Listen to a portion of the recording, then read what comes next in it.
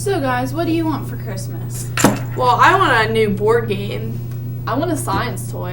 And I want to pretend. I want a new book. Well, stay tuned to find out about all of these toys because Education Today starts now.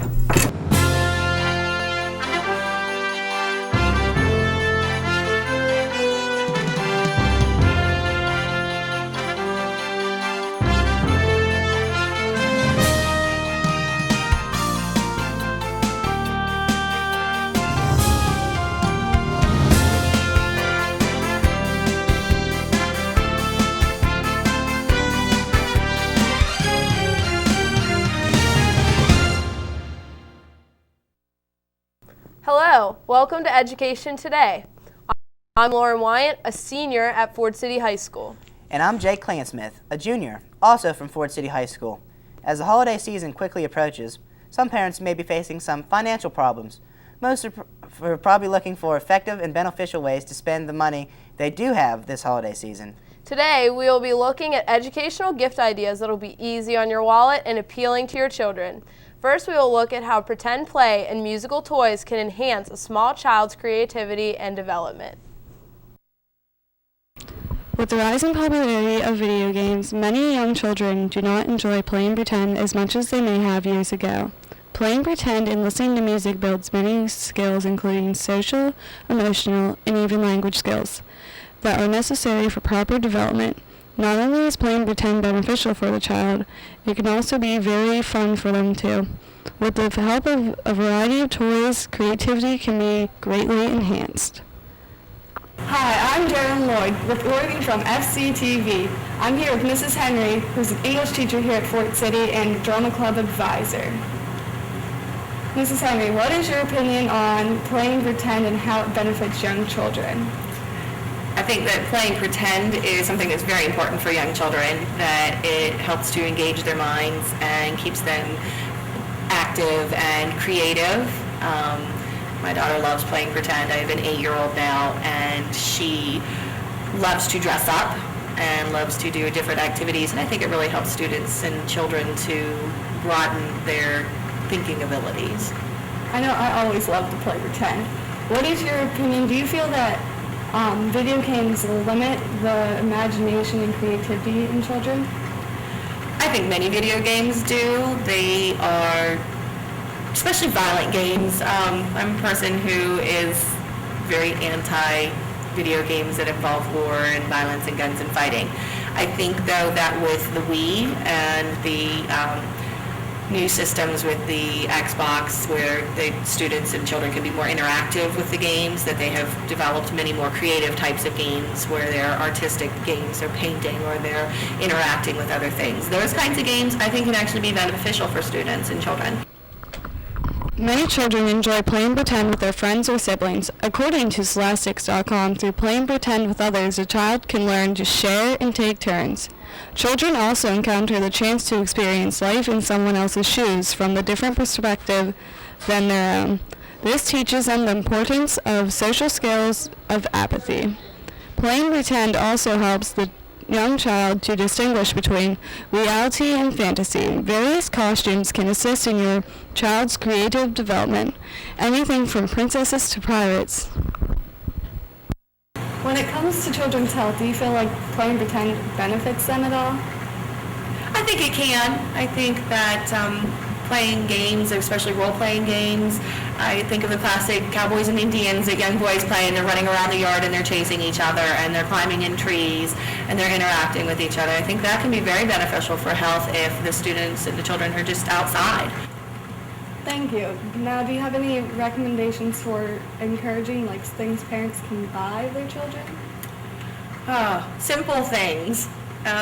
Things like Play-Doh and colored paper and crayons and markers and pencils for the artistic side that students and children can express themselves in that way. I think dress-up boxes. I love dress-up boxes for kids where they have princess costumes and outfits, and just, parents can go out to even the Goodwill and buy just random things for the kids to dress up in and to play at.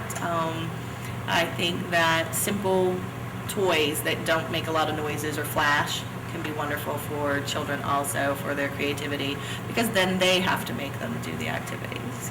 Thank you for helping us out today, Mrs. Henry. I'm Gerald Lloyd here with Mrs. Henry, and this is SCTV.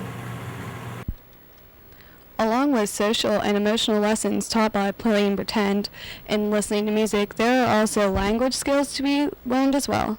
Singing along with songs can improve a small child's speech and help them with relaxation. Also, when a child is playing pretend with others, they may use words or phrases they wouldn't generally use. Your child can pre-reading and pre-writing skills to mimic real-life situations, such as cooking or even reading to dolls. And any simple toys from karaoke machines to books to kitchen sets can help to improve these skills.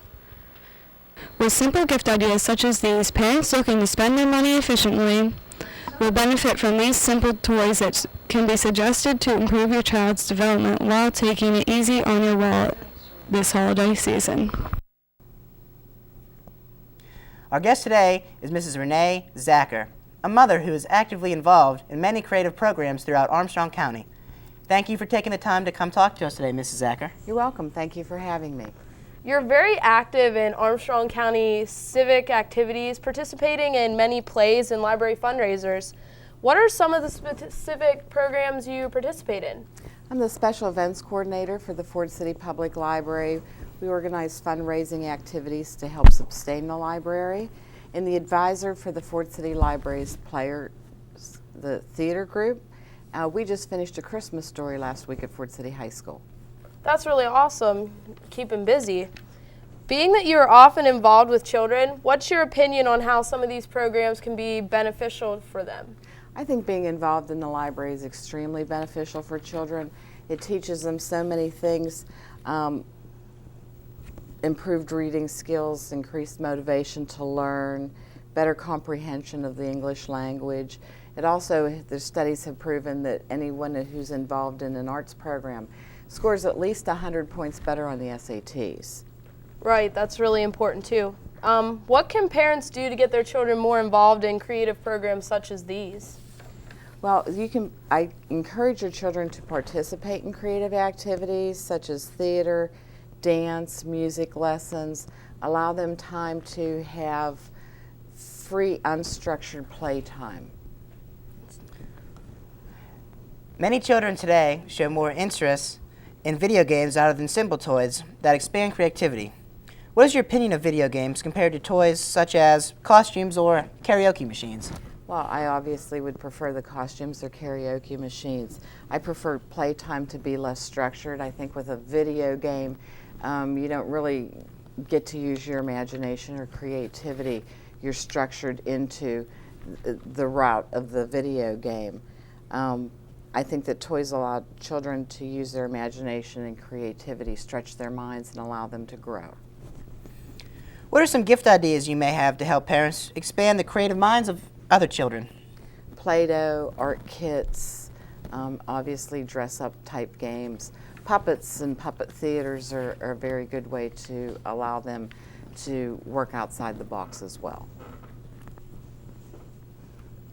Thank you for taking the time out of your busy schedule to be with us today, Mrs. Zacher. It's really greatly appreciated. Oh, you're welcome, and thank you for having me. Next, we're going to take a look at games that can be fun for your child while providing them with new knowledge to improve their math and word skills. Hi, I'm Ashley McCoy here with Mrs. Reitler, teacher at Ford City High School. How are you doing today? I'm doing very well, thank you. Alright, well we have some questions for you about these educational games. So, why do you feel it is important for children to play educational games? From a teacher's perspective, from a parent's perspective, kids at a very early age need to be engaged and play games that make their brains grow and make them smarter. So to sit and just play, I don't want to say to sit and play video games isn't good, because I agree that those are also very beneficial. But absolutely, to allow them to become problem solvers, they need to learn. So I understand you have a 5-year-old son at home. So what kind of games would you buy for your son, and why would you buy them for him? What kind of games would I buy and why? Lego games, actually, for creativity, there's a game out called Lego Creationary that he's getting this year. That it's like Pictionary, but it makes him become creative. He has to try to build hand-eye coordination. Also, just accounting games, the normal things, Hi-Ho Cheerio, and Chutes and Ladders, and just games that allow him to be a team player and learn how to be a good loser. Where would you recommend going to find these educational games? There's a lot of really good educational games just at Walmart, at the malls where the game stores, Toys R Us.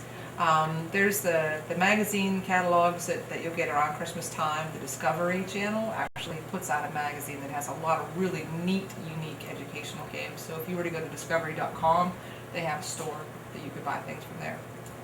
So that's what. How would playing educational games at a young age increase a child's potential for academic success? Well, like I said, the answer to your first question is that you have to give children the opportunity to develop their skills and to allow their brains to grow. And that begins at a very young age. You actually do lose the potential to learn the older that you get. So the more educational games at a younger age, the better. The better student, the better problem solver, better self-esteem that a child is going to have if you play more games with them. Yeah, I'm done. What other aspects of educational games do you find beneficial?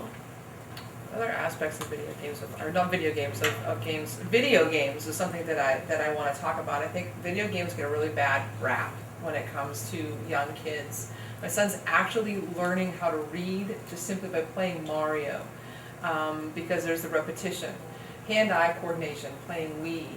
Actually, microsurgeons use video games to train microsurgeons. So thinking about those games, when you're thinking about educational games, that video games don't have to just teach the kids how specifically to read, that doesn't have to be educational, but any game can be educational. I think that's important. All right, well that's all the questions we have for Mrs. Reitler today. We are thankful for her insight, and back to you. Now we are going to take a short break. When we return, we will take a look at other reasonably priced educational gift ideas. Be sure to stay tuned because more education today is coming up. Before I came to IUP, I had no idea what college would be like or what role I would play or where I'd be in the future. But when I came to IUP, everything changed. I met people who really made me feel like I belonged. I had great classes at a great nationally ranked university. Hi, my name's Megan Miller. I'm a fine arts major, and this is my university.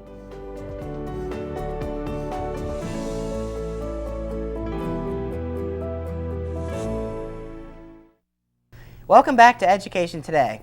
In today's world with so many new high-tech toys, books are too often pushed to the side and forgotten. However, you parents out there, don't forget about books are a very major part of an educational development.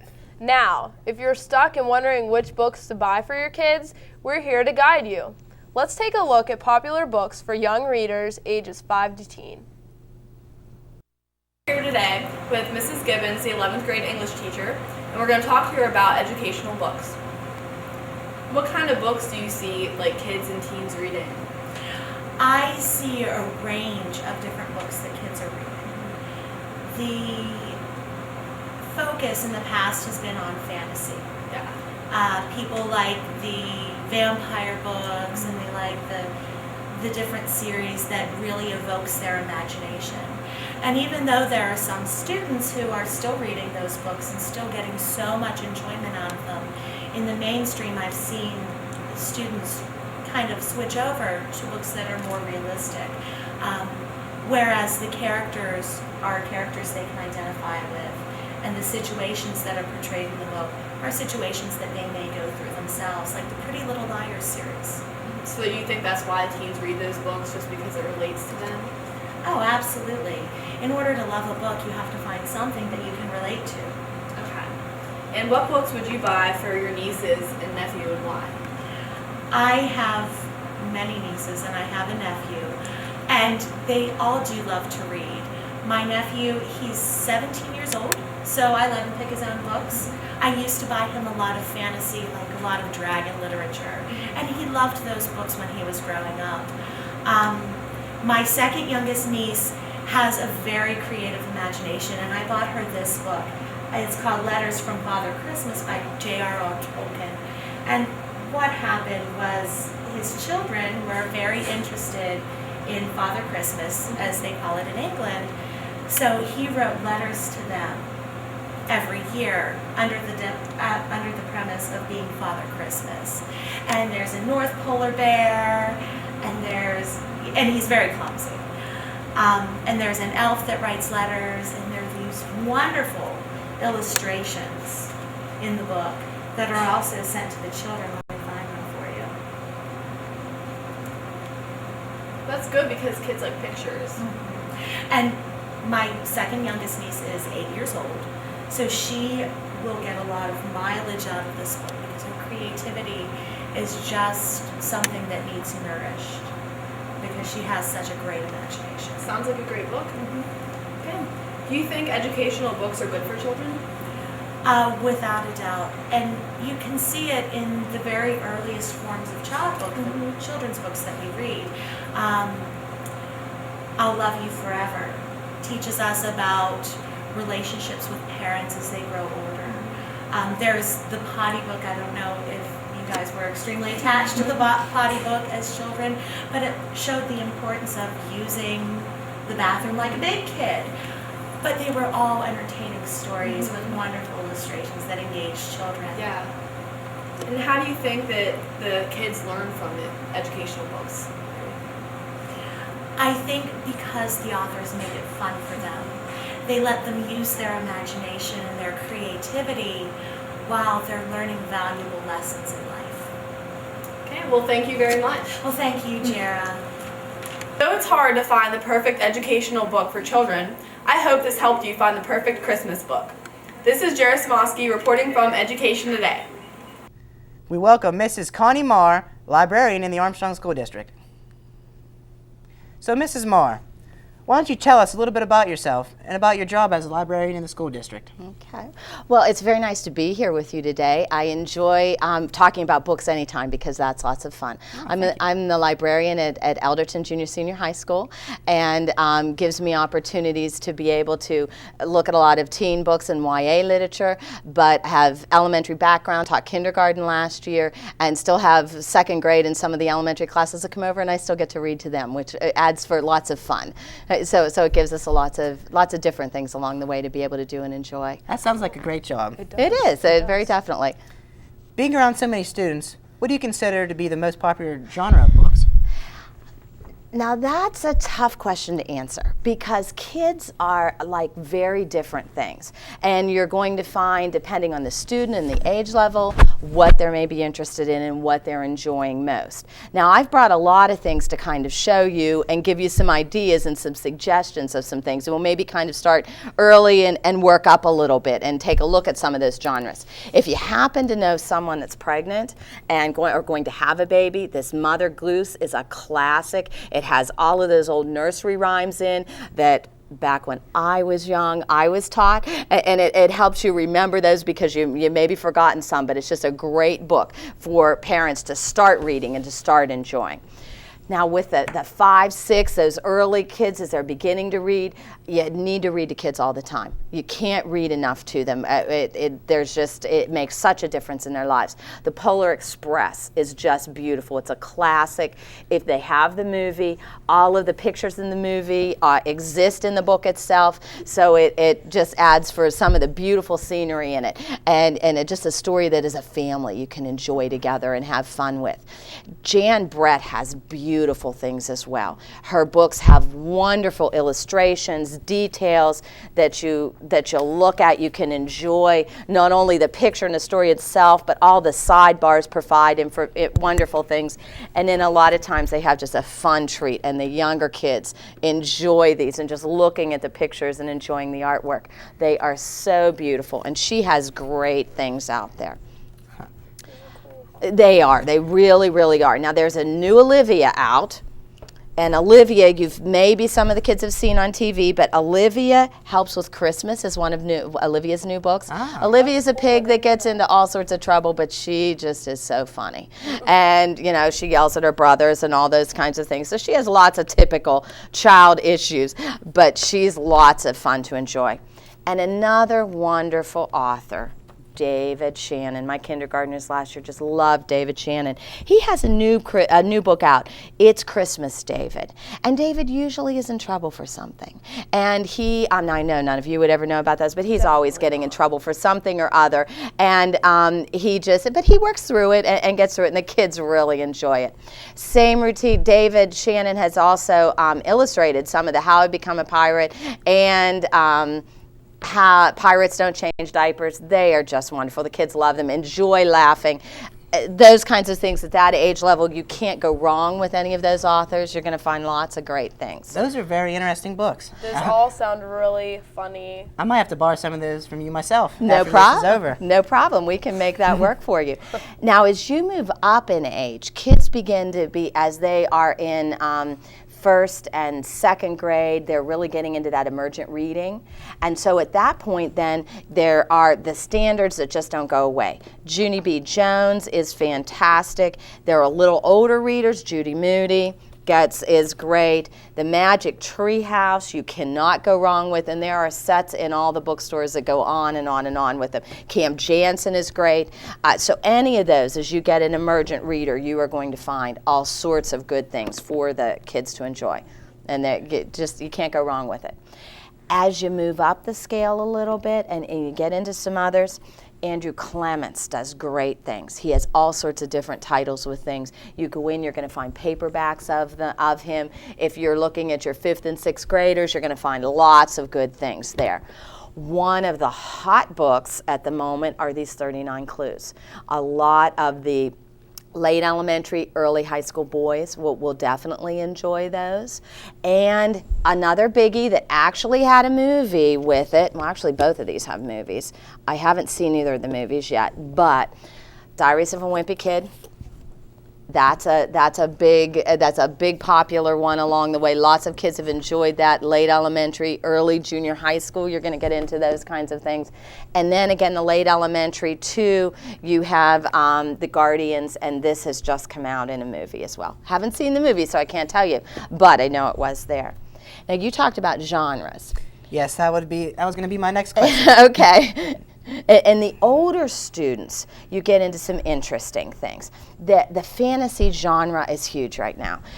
I'll just couple that are new that are out. The Clockworks Angel. This is part of the Infernal Devices series. There was a whole nother Immortals series that the author went through. Really, really good reading. Rick Rydon did The Lightning Thief, which the movie came out on. Another set of books that he is working on, The Red Pyramid, great in that fantasy science fiction area. If you happen, another science fiction to mention right now, Mockingjay is out. It came out in September, and it is a conclusion to the Hunger Games and that whole series, and so that has been quite enjoyed. A lot of people have really liked that one. If you've got your Eclipse readers, there's the title, The Short Second Life of Bree Tanner, and maybe some of your people who've read the Twilight, New Moon, and Eclipse and Breaking Dawn haven't had a chance to have this one yet, and that might be a one that they would like. Another I'll mention this series this is The House of Night, but this I really want to caution is upper high school. Definitely upper high school. Again, the vampire issue, that's a big thing. Yeah. That is hugely popular, hugely popular. We're noticing a pattern. Yeah, you're noticing a pattern with it. This is upper teen. Just be careful with that. But I have people who just love that series with it. Throwing in the vampire series too, I just have to mention Abraham Lincoln, Vampire Slayer. Yeah. if you have a Civil War buff, that this is way beyond the kids' things, but if you have a Civil War buff, I just read it, it's actually very, very good. It takes Abraham Lincoln's life and it portrays him as a vampire slayer. Obviously, it's all fiction, but it really ties well around his life, and someone who is a Civil War buff may really get into that kind of thing, or just find it's interesting how they approach it. Now, another genre, you have reluctant readers. Reluctant boys a lot of times are readers, and a lot of that comes down to finding the right thing. You cannot go wrong with Gary Paulson. He has all sorts of titles out there, and that usually is a very, very good title. Andrew Horowitz also does all the Alex Rider series, and Alex Rider is kind of like a James Bond, except he's 14 years old, and he gets into all sorts of adventures and that kind of thing. They tend to really enjoy that. A couple others that tie into sports, and these are both sports writers. I'm told they're on ESPN. I don't tend to see that, but I'm told both of them are. Mike Lupica, and he has written a number of very good sports books that I have a lot of teenage boys who really enjoy, as well as the John Feinstein, and his are all a sports related but a mystery. Like this one happens to be a mystery that's related to the Super Bowl. They all tie into sports, but there's some mystery of some sort that is involved with it. Well, quite popular, good for getting into reluctant readers. But we can't leave out girls in particular, because especially teenage girls love some certain things. Pretty Little Liars series is really popular. I love Pretty Little Liars. And I have not seen, there's a TV show, The Pretty Little Liars. I have not seen it. It's so good. Okay. I love it. I'm addicted to it. Well, and I don't have these in the library at Alderton. I'm kind of getting hammered over that. So there's a little bit of money left that we will be getting the Pretty Little Liars series in Alderton. I have promised. Sarah Dessen, you can't go wrong with either. Girls really love and really enjoy it. And this just happens to be, I think, one of the things that can show. I think I have 8 of her books. This is the only one I have in my library right at the moment. So that really means a lot. And this is a really nice series as well. It's kind of about a little bit earlier, but that's that teen realistic kind of thing. It started with If I Tell You I Love You, Would Have to Kill You. A bunch of kids girls who are at a spy school, all sorts of stuff goes on, adventures, those types of things. And so I find girls who really enjoy that one as well. Now, I've thrown a lot of titles at you, and I spent some time at some of the bookstores looking to make sure to try to see some different possibilities, but they're all out there. And so there are lots of good things to take a look at as you go to that bookstore. It's kind of knowing your age and maybe a little bit of the interest of that individual. Right, there's a lot of variety, many choices for parents. And they're all at your local bookstore. Yes, exactly. Yes. So I've heard about one new item. It's called the Kindle. Can you tell us more about that? I'm not sure what that is. Okay. The Kindle is interesting. Now, I'm not 100% sure, but I'm kind of told that Santa might be bringing me a Kindle for Christmas. So I can tell you more later. I don't know for certain, but a Kindle is actually a reader that you would download from the computer. You would purchase a book, you would download it to the Kindle, and then you can take that with you anywhere and carry it around. I use the example, it's kind of like an iPod for books. You're going to take the Kindle, you load your books into it, and then you can go ahead and read them anywhere. And once you have that book, you have it forever. It doesn't matter if you, well, it would matter if you left the Kindle out, but it's not going to go away where if you leave this in the rain or something like that, something can happen to it. But you're going to have those books that you can read them, you can bookmark yourself, you can highlight things, you can move different places around with it. So it appears to be very interesting. And I do understand that there are some libraries, not in our district yet, but some libraries have purchased some Kindles and some books for students to use, which I'll be interested to see how that goes to try to make some of those decisions down the road. Yeah, that's awesome. Hopefully we get some. I might put that on my Christmas list now, Me personally. Too. Maybe since this is more computer-based and like to this day and age, do you think it'll draw more attention to students who weren't really keen to reading to begin with? I can see where that might be the fun toy to start with, that you're going to play with it and you're going to think, oh, wow, that's cool, this is neat, and you start with it that way.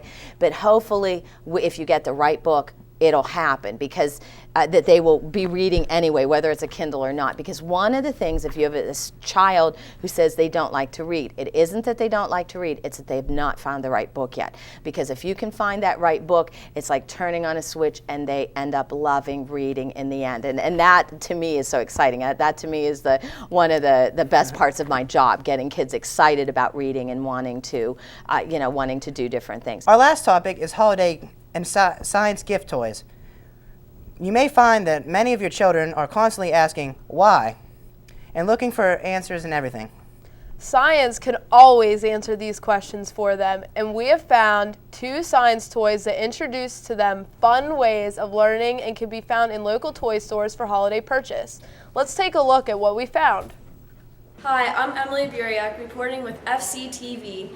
Today we will be interviewing Mrs. Victoria Orr on 2 really great holiday gift ideas, the Stomp Rocket and K'NEX. Can you describe what K'NEX are? K'NEX are a system of rods and connectors and wheels and gears and things like that students can use to build various objects. What educational purposes do they serve? I actually use K'NEX in a variety of ways in my classes. At the beginning of the year, the students have to build a tower that has to have a certain height and be able to support a certain weight. And one of the challenges that they have is that each K'NEX piece has a certain dollar value. And so they have to use their math skills, they have to use construction skills, they have to do cooperative learning to be able to get this tower to support the weight and still be in their budget. We also use K'NEX to make cars. They use their K'NEX to design simple machines where they can find the effort and the resistance and the fulcrum. So there's a lot of math involved. In our science classes, we use K'NEX to build cars and towers and bridges and different things. Okay, so we hear that you also use Stomp Rockets in your classrooms. What educational purposes does a Stomp Rocket bring? My students really like using the Stomp Rockets. They're a lot of fun, for one thing. The particular lab that I use them for is to calculate escape velocity from our planet, and then we have to compare that to escape velocities from asteroids, moons, and other bodies in the solar system. I would think that a Stomp Rocket would be something that a lot of parents could use with their children at home. You can launch vertically, you can launch horizontally, you could have targets and have the kids try to hit various targets. So there doesn't have to be math involved, but you could still cover a lot of concepts even with your own children at home about velocity, projectiles, hitting a target, and so on. And they're quite a lot of fun. Even with, I have seen in some of the stores some Stomp Rocket type things now that actually have pools of bubble solution, so that whenever you launch, the kids are actually launching a column of bubbles, which is kind of a neat thing too. So what age groups do you find are most interested in the toy? I actually am a grandparent now, and I've had my grandchildren from as young as 2 playing with Stomp Rockets to seniors that are 18 years old, and there doesn't seem to be an age where anybody doesn't enjoy playing with Stomp Rockets. Are there different Stomp Rockets for different ages? I've seen different models. Like I said, I've seen ones that have bubble solution. You can also get Stomp Rockets where you make modifications where you add like payloads and things like that to change the math. So I think they're pretty widely available now. Alright, thank you. Those sound like a couple of pretty interesting toys. Thank you again today for having this interview with us. Okay, you're welcome. Alright. So if you're looking for that perfect holiday gift for your little scientist, you can always take into consideration either K'NEX or the Stomp Rocket. I'm reporting back to you from FC-TV, Emily Buriak, and have a happy holiday. Well, that's our show for today. We would like to thank both our guests, Mrs. Renee Zacher and Mrs. Connie Marr, for taking the time to be here today and discuss the holiday gift items. We would also like to thank today's film crew from Ford City High School, led by teacher Mrs. Barb Keller, for creating, producing, filming, and editing today's show. Great job to everyone. Please join us again next week for another look in the Armstrong School District. For updated news and information on the district, please visit our website. Have a great week and happy holidays.